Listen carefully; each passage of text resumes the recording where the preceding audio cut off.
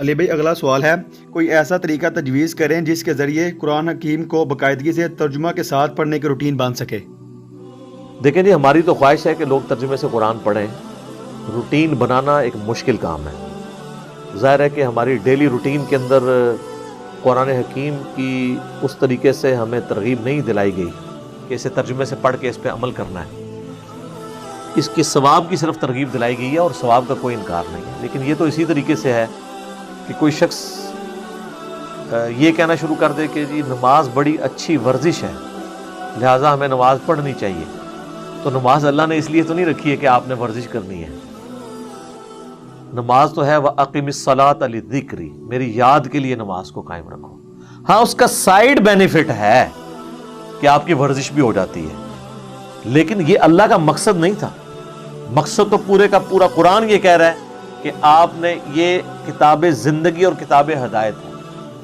وَأُوحِيَ إِلَيَّ هَذَا الْقُرْآنُ لِأُنذِرَكُم بِهِ وَمَن بَلَغَ، سورۃ الانعام آیت نمبر 19. اے نبی فرما دو قرآن مجھے اللہ نے اس لیے وحی کیا تاکہ اس کے ذریعے میں تمہیں بھی آخرت کا ڈر سناؤں اور جس تک یہ کتاب پہنچ جائے اسی کتاب کے ذریعے آخرت کا ڈر سنائے. تو یہ نازل ہوئی ہے اس لیے. فذکر بالقرآن من یخاف وعید، اے نبی قرآن کے ذریعے آپ لوگوں کو نصیحت کریں جو اللہ کی دھمکی سے ڈرتا ہے. وَلَقَدْ يَسَّرْنَا الْقُرْآنَ لِلذِّكْرِ فَهَلْ مِن مُدَّكِرٍ، ہم نے قرآن کو سمجھنے کے لیے آسان کر دیا ہے کوئی جو اس سے نصیحت حاصل کرے؟ تو یہ قرآن کا مقصد یہ تھا. یہ سائیڈ بینیفٹ ہے. اب آپ سائیڈ بینیفٹ کو لے کے شروع کر دیں جی وہ ترمذی میں حدیث ہے. بھئی کس کو انکار ہے کہ ہر لفظ کے اوپر 10 نیکیاں ہیں اور الف لام میم ایک حرف نہیں ہے 3 حرف ہیں 30 نیکیاں ہیں. نبی علیہ السلام جب یہ فرما رہے تھے تو آپ یہ ترغیب دلا رہے تھے کہ صرف ثواب اور مردوں کو بخشوانے کا اس کو ذریعہ اپنی طرف سے بنا لینا اور عمل نہ کرنا. آپ کا یہ مقصد نہیں تھا. آپ کا مقصد تھا کہ لوگ اس کے اوپر عمل کریں. تو اس کی روٹین بنانے کے لیے اس کو کسی نماز کے ساتھ آپ پرماننٹلی اٹیچ کریں جس نماز کے بعد آپ کے پاس وافر ٹائم اویلیبل ہو. سب سے آئیڈیل تو ہے فجر کے بعد، اس وقت ذہن بھی ذرا تازہ ہوتا ہے. چلیں اگر فجر کے وقت نہیں وقت ملا کسی کو تو ظہر، عصر، مغرب، عشاء، رات کو سونے سے پہلے کوئی ایسے روٹین کا وقت جو آپ روٹین چلا بھی سکیں. ویسے اگر آپ مجھ سے پوچھیں نا تو اللہ تعالیٰ نے نیچرلی ہماری روٹین میں قرآن رکھ دی ہے. ہماری 3 نمازیں اللہ تعالیٰ نے جاری رکھی ہیں، فجر، مغرب اور عشاء. اور فجر کی نماز آپ بخاری مسلم اٹھا کے دیکھیں، اندھیرے میں صحابہ کہتے ہیں ہم جاتے تھے اور خوب روشنی میں نماز سے فارغ ہوتے تھے. 40 سے 50 منٹ کی نبی علیہ السلام کی فجر کی نماز ہوتی تھی. 40-50 منٹ میں آلموسٹ 1-1.5 پارہ تو تلاوت ہو سکتا ہے. 1 پارہ تو آرام سے ہو سکتا ہے 2 رکعتوں کے اندر. تو یہ ان کی روٹین میں تھا، ان کی زبان بھی وہی تھی.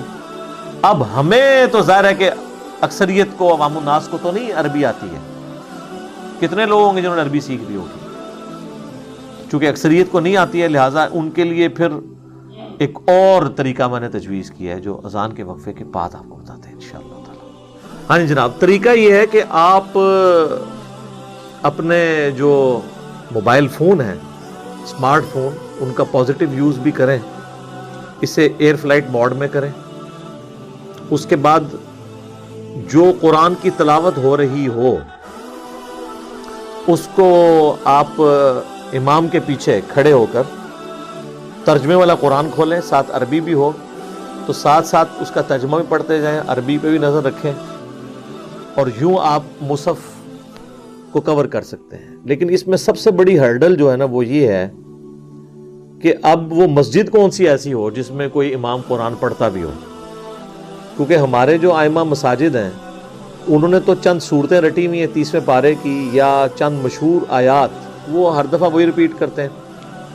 رمضان مبارک کے علاوہ یہ پاسبل نہیں ہے. اور رمضان مبارک میں بھی اکثر جو حفاظ ہیں وہ اتنا تیز قرآن پڑھتے ہیں کہ آپ کو سمجھ نہیں آتی، سوائے اہل حدیث کے. وہاں پہ اہتمام ہوتا ہے اور مزہ آتا ہے قرآن سننے کا. اب مجھے عربی آتی ہے، میں تو بڑا انجوائے کرتا ہوں کہ پورا قرآن آپ کا 1 مہینے میں کور ہو جاتا ہے.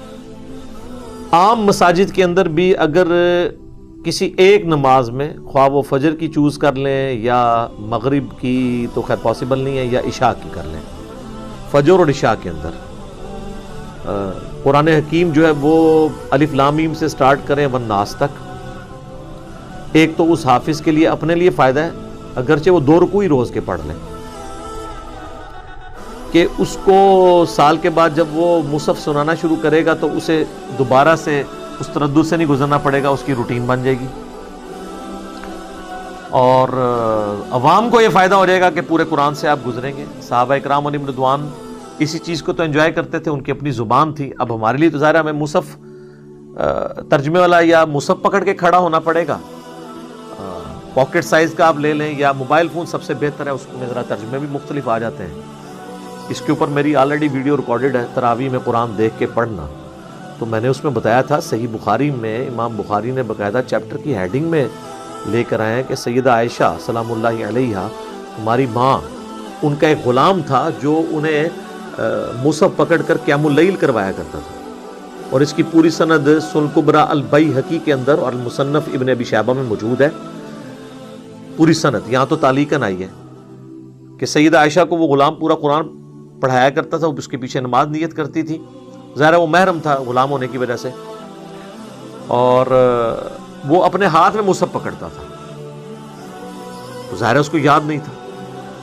ایون مصنف ابن ابی شیبہ میں تو آپ کا صحابہ کا ملے گا کہ وہ ان کے پیچھے لوگ مصحف ہاتھ میں پکڑ کر ان کی قرات کو سنا کرتے تھے اور غلطیوں پر متنبہ کرتے تھے.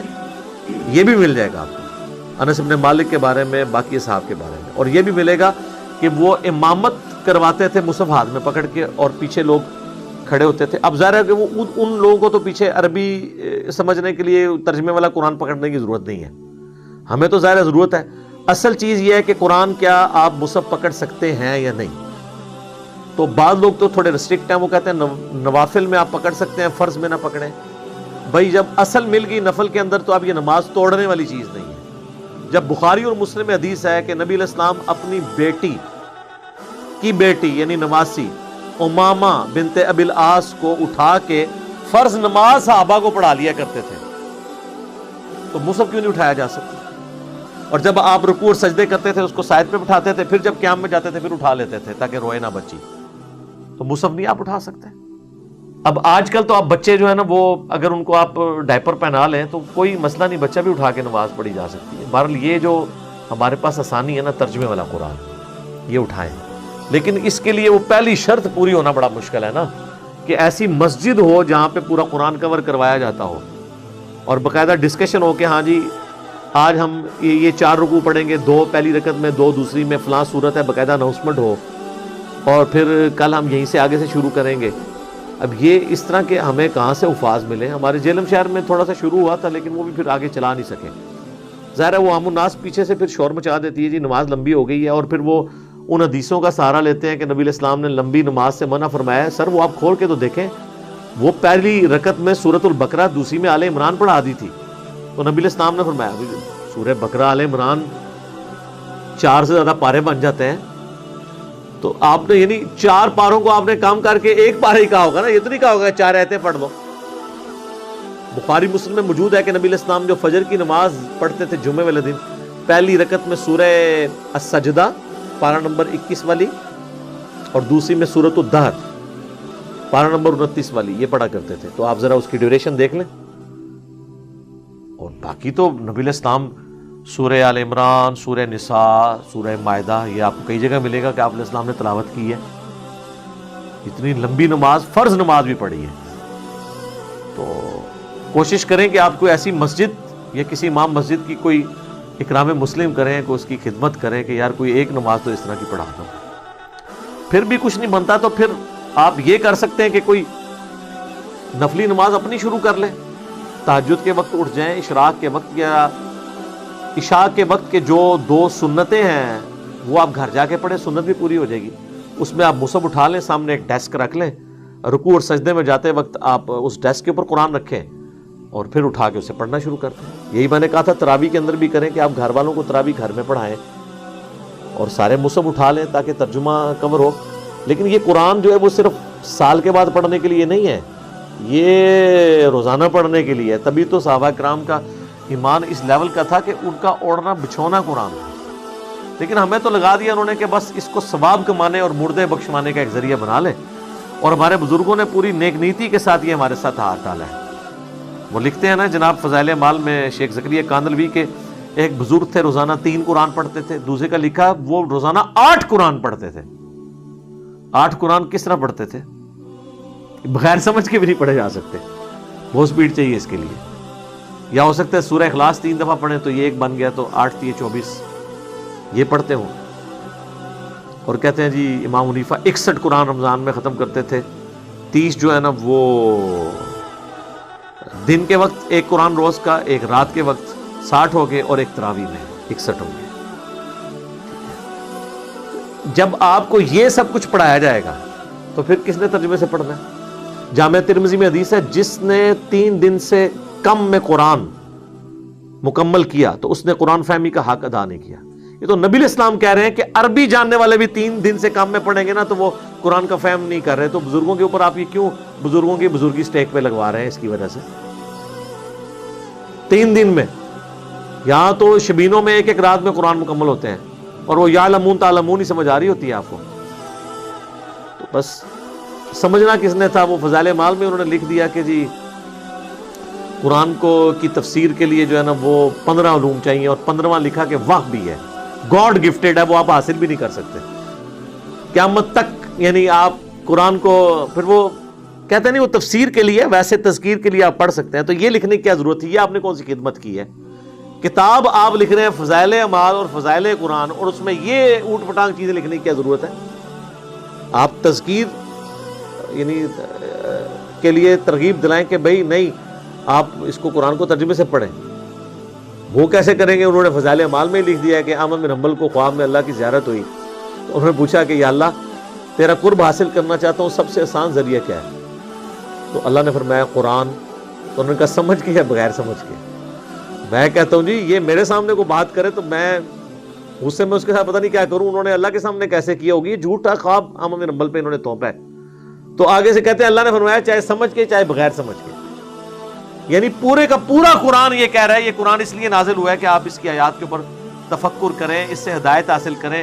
قرآن میں تو اللہ یہ کہہ رہا ہے اور ان کو یہ کہنا تھا، قرآن میں تو اللہ اپنے پیغمبر کو کہہ رہا ہے وَأُوحِيَ إِلَيَّ هَذَا الْقُرْآنُ لِأُنذِرَكُم بِهِ وَمَن بَلَغَ، نبی تم فرما دو قرآن اللہ نے مجھے اس لیے وحی کیا اس کے ذریعے میں لوگوں کو ڈر سناؤں، اور جس تک یہ کتاب پہنچ جائے وہ بھی اس کے ذریعے۔ فَذَكِّرْ بِالْقُرْآنِ مَن يَخَافُ وَعِيدٍ، اے نبی قرآن کے ذریعے آپ نصیحت کریں جو اللہ کی دھمکی سے ڈرتا ہے اسے۔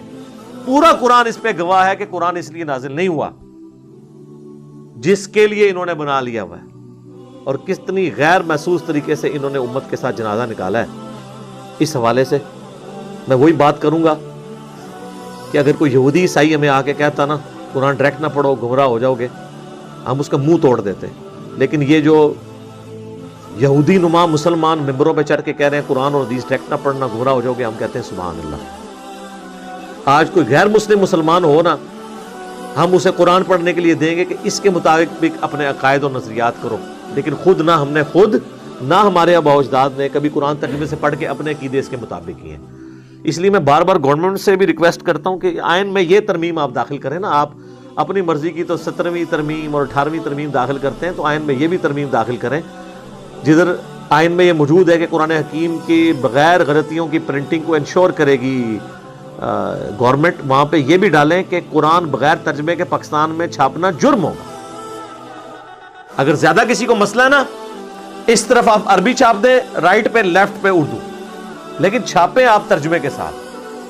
اجمیوں کے ملک میں بغیر عربی کے ترجمے کا کیا تک بنتا ہے کہ ترجمہ کیے بغیر آپ یہ کر رہے ہو؟ تو ظلم ہے نا۔ تو ہم تو ریکویسٹ ہی کر سکتے ہیں کہ مرنے سے پہلے ہم مسلمان کر لیں اس پہ غور۔ کتابوں کا خدا اور ہے بابوں کا خدا، اور کتابوں کے خواب خدا کا تعارف تبھی ہوگا جب آپ خوابوں سے نکل کے کتابوں پہ آئیں گے اور قرآن کو ترجمے سے پڑھیں گے، ادروائز کبھی بھی آپ کو اس خدا کا تعارف نہیں ہوگا جو خدا نے خود اپنا تعارف کتابوں کے ذریعے کروایا۔ ٹھیک ہو گیا جی؟